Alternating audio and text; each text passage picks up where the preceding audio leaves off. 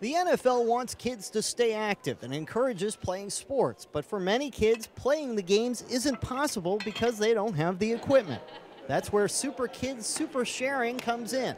Nearly 30 schools who had equipment and books that weren't being used anymore collected them and then distributed them to kids and schools in need. All of the schools who have contributed these great items for our kids and families, that spirit of giving back, that spirit of sharing with others in the community is exactly that same kind of spirit that we seek to instill in our children from birth on. We're making little children's lives very happy and bringing them free sports equipment and teams and others in the community. We started about 13 years ago. A very small program, a couple of schools, a couple of hundred books and pieces of sports equipment, and now it's grown to a much, much bigger program. We've got dozens of schools now in the New Orleans area who are donors, and then we've got several dozen who are recipient schools and agencies. So it's a great way to take resources that are needed in one place,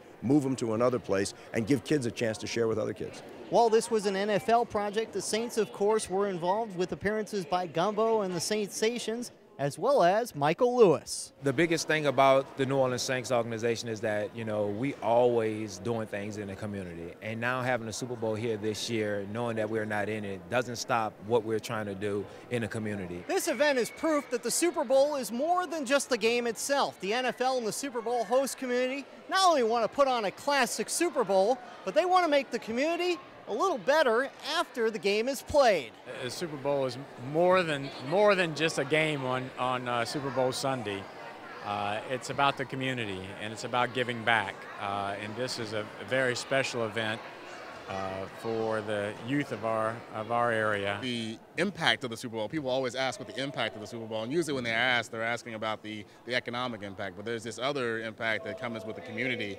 And there are so many different things. There's this, the environmental impact. There's several educational programs that are happening through here. There's the Play 60 program. So there's things that can't really be monetarily quantified that are all residual impacts of the Super Bowl. The game is going to be played on that Sunday, Super Bowl Sunday or whatever. But there's so much stuff that goes on before the Super Bowl, before players get here and things like that. So there's always stuff that's going on, doing things in the community.